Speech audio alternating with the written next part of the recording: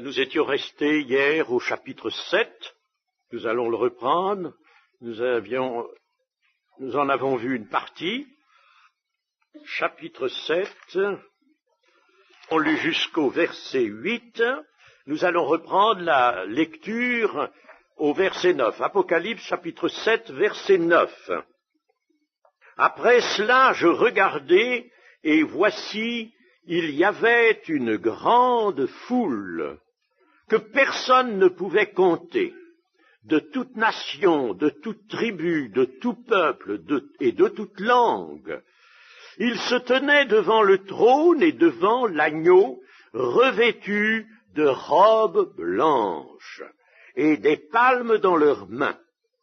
Et ils criaient d'une voix forte en disant, « Le salut est à notre Dieu, qui est assis sur le trône. » Entre parenthèses, vous voyez que sur le trône du chapitre 4, n'est-ce pas, c'était bien Dieu, voilà encore une confirmation à Dieu qui est assis sur le trône que Jean a vu dans le chapitre 4. Au verset 11, « Et tous les anges se tenaient autour du trône et des vieillards et des 4 êtres vivants, c'est-à-dire les chérubins, et ils se prosternèrent sur leurs faces devant le trône, et ils adorèrent Dieu en disant « Amen ». La louange, la gloire, la sagesse, l'action de grâce, l'honneur, la puissance et la force soient à notre Dieu au siècle des siècles. Amen. Et l'un des anciens prit la parole et me dit, « Ceux qui sont revêtus de robes blanches, qui sont-ils et d'où sont-ils venus ?» Je lui dis, « Mon Seigneur, tu le sais. » Et il me dit, « Ce sont ceux qui viennent de la grande tribulation. Ils ont lavé leurs robes et ils les ont blanchies dans le sang de l'agneau.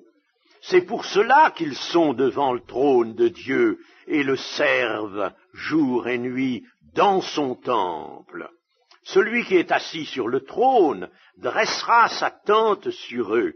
Ils n'auront plus faim, ils n'auront plus soif, et le soleil ne les frappera point, ni aucune chaleur, car l'agneau qui est au milieu du trône les paîtra et les conduira aux sources des eaux de la vie, et Dieu essuiera toutes larmes de leurs yeux. Amen.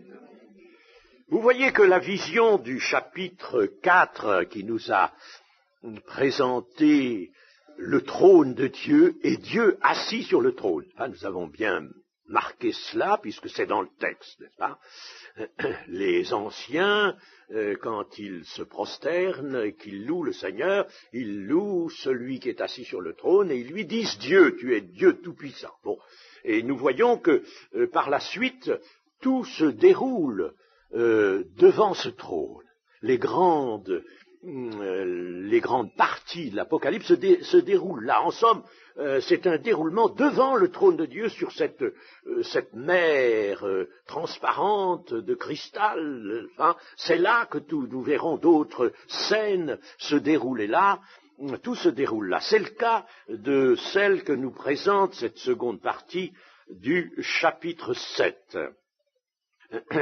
Il y avait une grande foule que personne ne pouvait compter, de toute nation, de toute tribu, de tout peuple, de toute langue.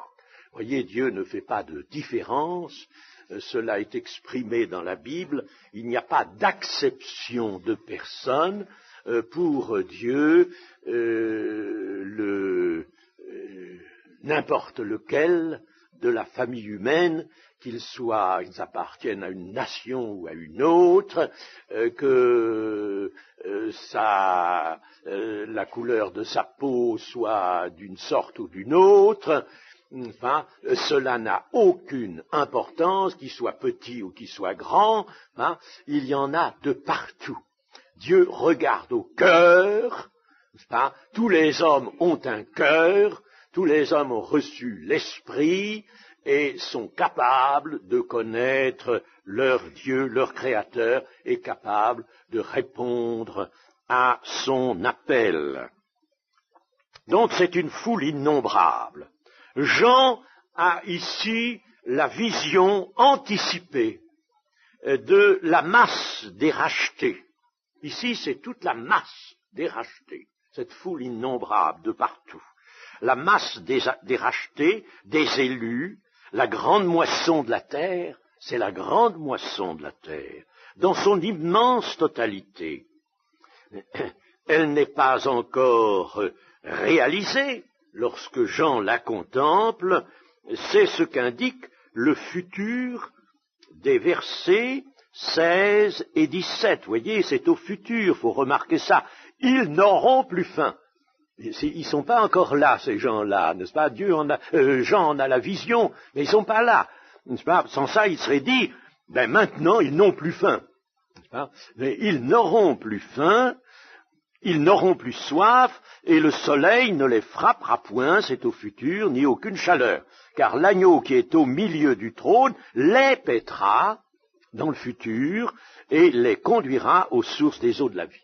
Alors, il y a les commentateurs, vous savez, je suis un petit peu, vous l'avez vu, un petit peu irrité contre la diversité des commentaires, l'innombrable diversité, parce que c'est fantastique, c'est fantastique. Quand on essaie de réaliser un petit peu quelle est la littérature sur l'Apocalypse, c'est fabuleux, c'est effrayant. C'est un livre qui a beaucoup attiré, mais alors tout ce qu'on a pu dire, n'est-ce pas, là-dessus, c'est effrayant. Alors il y a des gens qui voient là, n'est-ce pas, simplement une foule issue de la grande tribulation, ce qu'ils appellent la grande tribulation, c'est-à-dire uniquement la période qui est placée, qui prend place dans le règne de l'Antichrist. Hein. Mais c'est pas ça, il n'y aurait pas une foule semblable, n'est-ce pas? Là, il s'agit de toute la moisson de la terre. C'est toute la moisson qui est là représentée, n'est-ce pas? Et c'est pourquoi il est précisé que ces gens viennent de toute nation, de toute tribu, de tout peuple, de toute langue. Vous voyez, dans beaucoup de religions, il y a en somme une ségrégation qui est opérée. Dans beaucoup de religions, une ségrégation. Hein. Mais là, il n'y en a pas vraiment dans la vérité. Dieu ne fait pas de ségrégation, il ne fait pas de différence, d'acception de personnes. Ah, il appelle tous les hommes, absolument tous les hommes, au salut éternel. Sur la terre, que constatons-nous? Eh bien, qu'il y a un faible nombre de croyants. Et c'est un sujet d'affliction. Dans l'évangile de Luc, il est parlé du petit troupeau. Alors, évidemment, moi, quelquefois, il m'est arrivé de dire, Seigneur, petit troupeau, bien sûr, c'est bien, mais pourquoi pas un grand troupeau? N'est-ce pas? Nous voudrions plus, mais le Seigneur aussi veut plus. Le Seigneur n'a-t-il pas dit qu'il voulait que sa volonté, Jésus a dit, la volonté de Dieu, c'est que tous les hommes soient sauvés, qui ont des occasions de revenir sur leur attitude, de penser autrement, de s'humilier un peu, de dire nous nous sommes trompés. Non, eh bien ils ne le font pas, ils s'endurcissent. Le cœur de l'homme est dur, comme plus dur que la pierre. Il faut le savoir, ça. Et votre cœur, le mien, était ainsi. Attention, il faut que la pierre, elle soit vraiment brisée. Hein. Mais le cœur de l'homme est dur, dur, dur, effroyablement dur. Hein. Même devant les cataclysmes, les fléaux qui vont s'abattre, qui vont faire souffrir les hommes, nous le verrons, n'est-ce pas? Les hommes, au lieu de s'humilier, non, ils vont blasphémer contre Dieu. Ils vont blasphémer. C'est terrible, ça.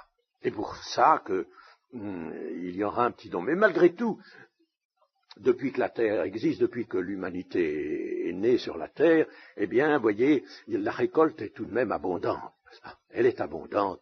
Rassurons-nous, vous voyez, il y a une grande foule une grande foule. Quand des personnes vous disent, mais alors, vous me dites que il faut croire en Jésus-Christ, il faut croire à l'Évangile, mais qui va être sauvé autour de nous? On voit pas beaucoup ça, n'est-ce pas? Des évangéliques, on les cherche avec une loupe dans la société humaine, n'est-ce pas? Et alors, il faut leur répondre avec ça, leur dire, écoutez, voyez, voilà ce qu'il y aura. Voilà la moisson de la terre. Et rien n'empêche que vous apparteniez, vous aussi, à ce peuple sauvé. La moisson sera belle et grande. Il y a ici le terme grande tribulation. Jean reçoit cette réponse à cette question, qui sont-ils ceux-là et d'où sont-ils venus? Alors, Jean, lui, il ne veut rien dire, il ne sait pas, c'est pas de lui que ça vient, n'est-ce pas? Alors, il profite de la question pour dire, mon Seigneur, tu le sais, alors dis-le-moi. Et ce Seigneur dit ceci, ce sont ceux qui viennent de la grande tribulation. Ils ont lavé leur robe. Alors, la grande tribulation, on a accaparé cette expression qui figure là seulement, on l'a accaparé pour désigner la 70e année des prophéties de Daniel, la prophétie du chapitre 9 de Daniel, 70e année, et c'est-à-dire l'année du règne de l'Antichrist. Et alors, la grande tribulation, c'est ça. Alors, c'est le langage qu'on emploie, on est un petit peu obligé de le suivre. Mais sachons que ici, grande tribulation ne désigne pas cette période courte et finale. La grande tribulation, c'est depuis la chute. Elle a commencé à la chute, quand Adam et Ève virent soudain un corps allongé par terre, inerte, froid. C'était le corps de leur fils Abel. Là, n'avait jamais vu de mort. Pensez pas, le Seigneur avait bien dit, si vous mangez du fruit de cet arbre, vous mourrez. Mais, voyez, voilà comment on croit les choses de Dieu. Eux, ils croyaient pas. Et puis voilà qu'ils constatent, ils voient. La grande tribulation, elle a commencé là, par le meurtre perpétré par Caïn sur son frère Abel. La jalousie est venue s'être emparée de lui, a pu supporter que son frère ait eu la faveur de Dieu et que lui, au contraire, ait été écarté. Il n'a pas considéré que s'il avait été écarté, c'est parce qu'il avait eu une mauvaise pensée dans son cœur. C'est parce qu'il avait eu une pensée de chair, une pensée personnelle, parce qu'il voulait imposer quelque chose à Dieu. Imposer quelque chose à Dieu, mes amis. C'est malheureusement ce qu'on fait. C'est ce qu'on va faire encore dans l'Église évangélique si nous continuons. Nous allons imposer à Dieu, nous allons dire, Seigneur, il faut que ça te plaise comme ça. Nous aimons le spectacle, n'est-ce pas? Nous aimons les choses qui réjouissent là, et qui provoquent cette exaltation psychique. Ça fait rien que ce soit psychique. Nous aimons ça, nous aimons nous réjouir comme ça, n'est-ce pas? Nous aimons le spectacle, le théâtre. C'est bien, comédie musicale, tout ça. Il nous faut des artistes. Il nous faut des artistes. Il ne nous faut pas des saints, maintenant il nous faut des artistes. Bon, alors Seigneur, il faut que ça te plaise, ça. Eh bien moi je vous dis, le Seigneur dira non.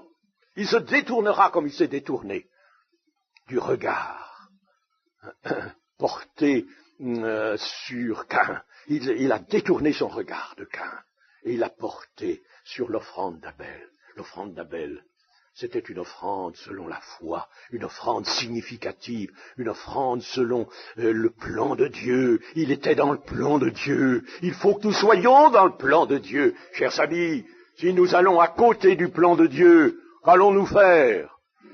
Reconstituer l'Église apostate avec d'autres moyens peut-être. mais nous allons reconstituer une église apostate. Apostate. C'est grave, ça, voyez-vous. Nous ne voulons pas nous établir dans la critique. Mais nous voulons voir clair. Seigneur, le Seigneur est là, qui nous montre ces choses, qui nous dit, ce qui me plaît, c'est ce que je te demande. Comme disait David, que pouvons-nous t'apporter, Seigneur? Que tu ne nous aies donné toi-même. Voilà ce que nous pouvons t'apporter. Est-ce que le Seigneur nous a donné le théâtre? Est-ce que le Seigneur nous a donné les grimaces? Nous a donné l'art de contrefaire? Parce que pour faire du théâtre, il faut vivre un autre personnage que soi. Hein? Eh oui, c'est ça le théâtre, n'est-ce pas? Et le théâtre fait par un chrétien. Eh bien, ce chrétien, il est un homme nouveau, ou alors il n'est pas chrétien. Hein? Il a le Seigneur dans son cœur, il est un homme nouveau, par définition, s'il est chrétien, vraiment, n'est-ce pas? Bon, eh bien, il est un être nouveau, une créature nouvelle. Et cette créature nouvelle, elle va singer un personnage fictif du scénario, n'est-ce pas? Du livret de la pièce qu'on joue, hein, un personnage fictif. Alors vous voyez quelqu'un né de nouveau qui va prendre la voix, les allures et exprimer les sentiments d'un pécheur. Mais c'est ça le théâtre. C'est ça le théâtre. Et le Seigneur va détourner son regard d'une telle chose. Chers amis, mais c'est flagrant. C'est flagrant. Le théâtre n'est pas pour l'Église. Le théâtre et l'Église sont deux choses qui se repoussent comme le péché et la grâce. Alors, la grande tribulation, elle a commencé là, au meurtre d'Abel. Et elle s'est poursuivie, et vous savez, il y en a eu des choses épouvantables, vilaines. Lisez l'Ancien Testament. D'ailleurs, c'est ce que des personnes nouvelles m'ont quelquefois dit quand, après avoir reçu une Bible, l'ayant ouverte à l'Ancien Testament, ayant parcouru déjà pas mal de passages, mais il y a des choses horribles là-dedans, c'est terrible. Hein? Alors, les personnes nouvellement venues jugent selon une conception morale, d'une morale d'ailleurs qu'ils ne pratiquent pas eux-mêmes. Bon, mais suivant, n'est-ce pas, une certaine morale. Nous sommes tous les hommes en général, n'est-ce pas, les plus ancrés dans le pécheur, ont un sens moral. Ils sont des moralistes. Alors c'est pas moral, ce qu'il y a là. Il y a des crimes, il y a un tas de choses vilaines. Ils ne se disent pas que dans leur vie, il y a autant de choses vilaines. Mais enfin, ils voient cela. Eh bien, donc il s'est passé beaucoup de choses qui n'étaient pas belles. Alors, la grande tribulation, c'est cela. C'est cela. Elle s'est étendue à toute l'histoire de l'humanité. Et si on lit même l'histoire de l'Église, il y a par exemple une histoire de l'Église qui a été établie par les darbistes en plusieurs volumes, en 4 volumes je crois. Et c'est sérieux, les darbistes ont fait des choses, des travaux souvent vraiment sérieux. Eh bien, alors vous voyez là aussi, n'est-ce pas, des choses terribles se sont passées, non pas seulement du fait des persécuteurs sur l'Église, mais dans l'Église même. Vous voyez des Caïns se jeter sur Abel. Vous voyez un évêque ambitieux démolir un autre évêque qui, lui, voulait rechercher la face de Dieu. Ah, vous voyez de ces choses. L'homme est resté ce loup. L'homme est un loup pour l'homme. Il faut le savoir, cela. n'est-ce pas?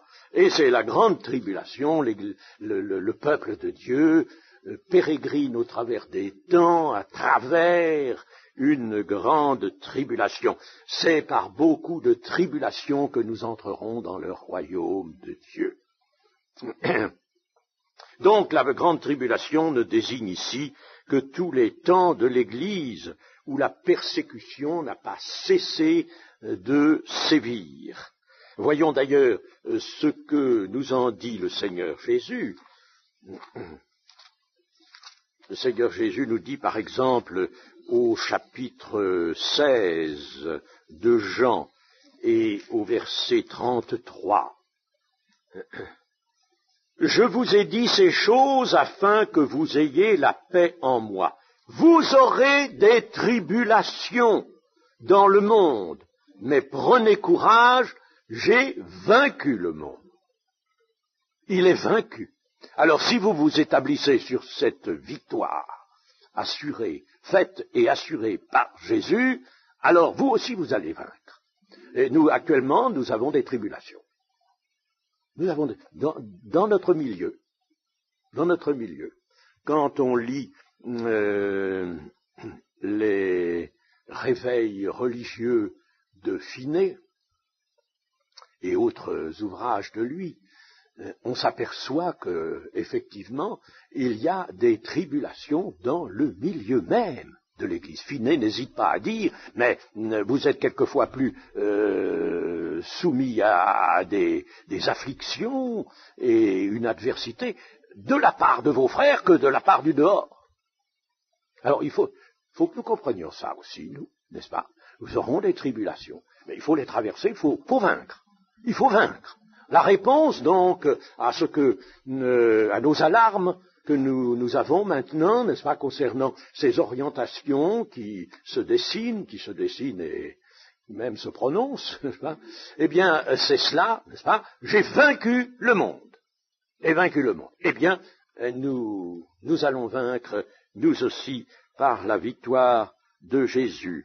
Et puis, nous avons dans 2 Corinthiens, chapitre 7, et verset 4, 2 Corinthiens, chapitre 7, et verset 4, ceci, « J'ai une grande confiance en vous, j'ai tout sujet de me glorifier de vous, je suis rempli de consolation, je suis comblé de joie au milieu de toutes nos tribulations. » Donc, vous voyez que l'Église était au milieu de tribulations. Donc, la grande tribulation, elle est, je vous dis, elle couvre toute l'histoire de l'humanité. Allez demander actuellement à ceux qui sont en Russie, à un certain Popov, par exemple, n'est-ce pas, qu'on a presque enterré vivant, et qu'on a laissé dans une fosse pendant je sais combien de temps où il pouvait à peine respirer, n'est-ce pas?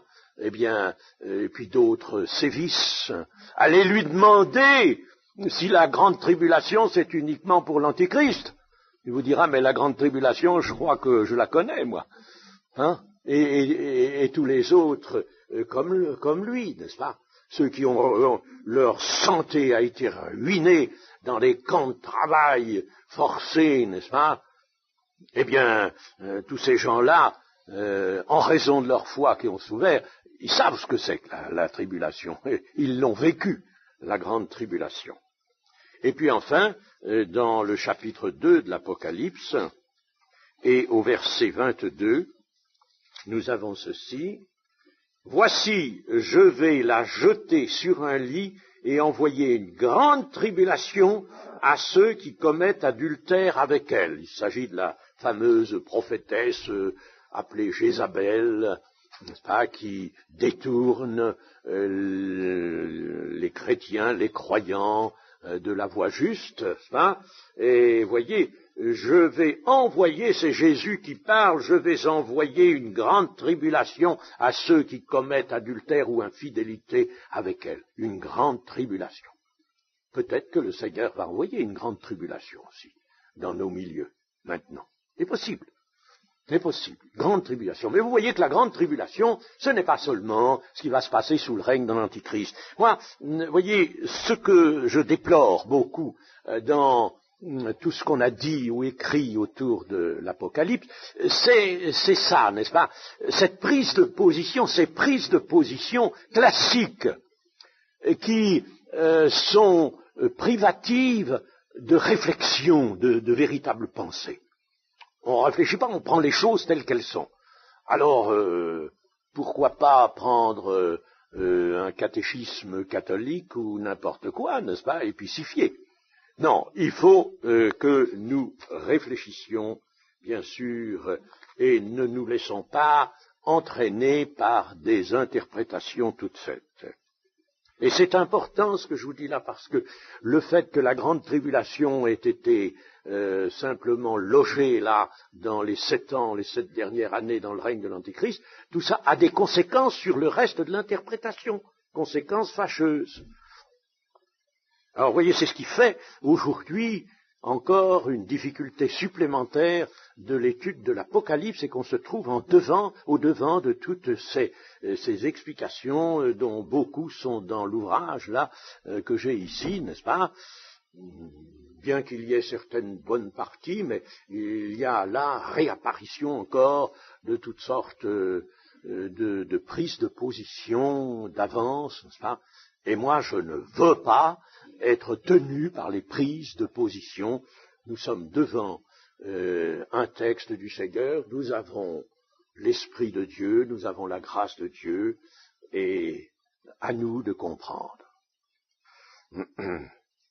Les robes blanches qu'ont tous ces gens-là ont pour signification, bien sûr, ça n'est pas difficile, la pureté et la perfection de leur état de sainteté. Ce qui veut dire, parce que, chers amis, là, il n'y a pas assez de place dans le livre, vous voyez, pour que tous les noms soient donnés, n'est-ce pas?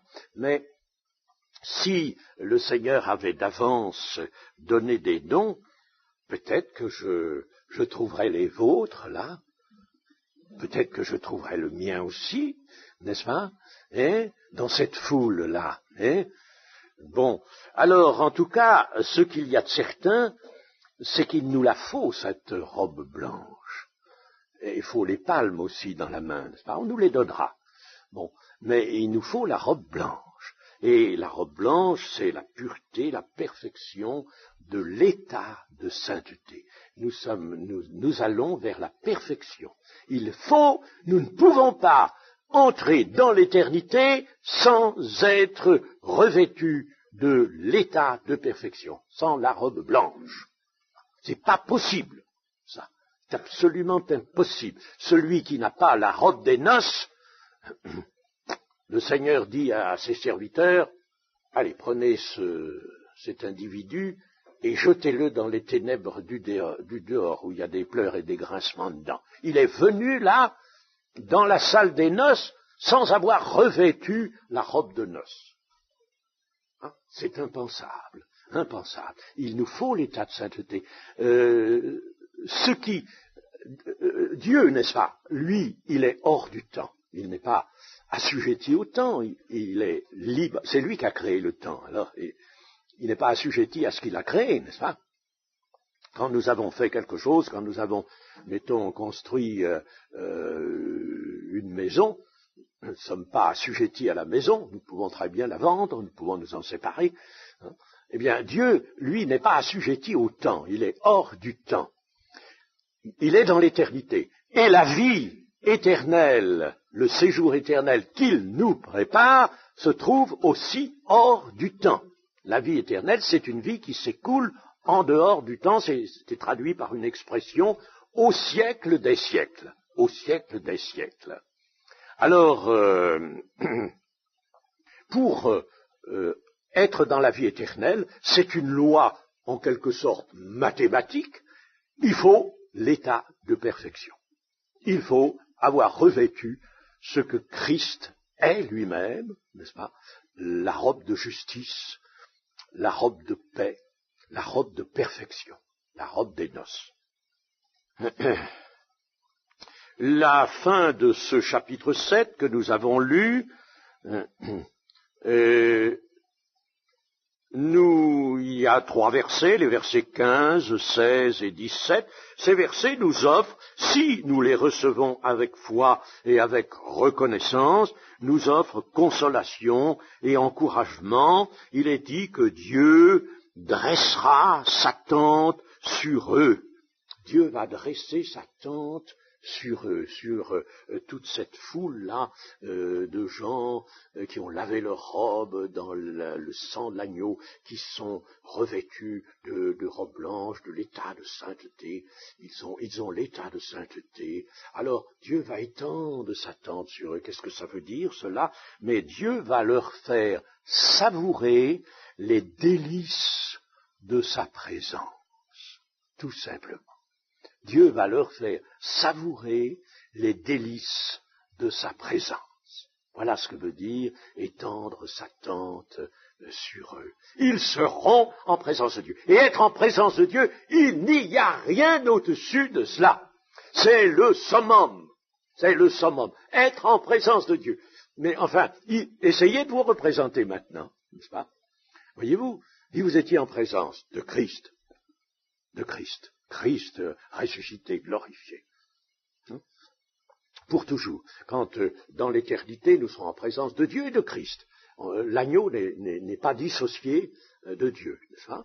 Alors, être en présence de Dieu, disons Dieu tout simplement, Christ est Dieu, eh bien, en présence de Dieu, là, le voir, il est écrit, nous le verrons tel qu'il est. C'est-à-dire, nous ne le verrons pas d'une façon indirecte, nous ne le verrons pas même dans sa gloire, parce que nous pouvons voir la gloire de Dieu. Nous en avons des aperçus maintenant de la gloire de Dieu. Hein? Il faudrait qu'ils soient plus nombreux d'ailleurs que ça dans l'Église, n'est-ce pas? Au lieu de voir du spectacle, au lieu de voir des acteurs, il faudrait mieux voir les manifestations de la gloire de Dieu, n'est-ce pas? Ce serait bien mieux. Mais là, nous le verrons tel qu'il est, non pas à travers sa gloire, mais lui, sa personne, comme nous nous voyons, nous, en ce moment. Et cela, alors, engendre dans la personne, dans le cœur, dans l'esprit, dans toute la personne des rachetés, des hommes qui sont là, vêtus de robes blanches, cela engendre un bonheur, c'est ça le bonheur ineffable. Être en présence de Dieu, le voir, le contempler toujours. On ne veut pas dire, tout à l'heure ça va finir, mon audience est terminée, je vais être obligé de m'en aller. Non, toujours en sa présence. Voilà, chers amis, des choses qui sont de nature à nous fortifier, à nous encourager. Nous sommes destinés à ça, et c'est pour bientôt. Et c'est pour bientôt.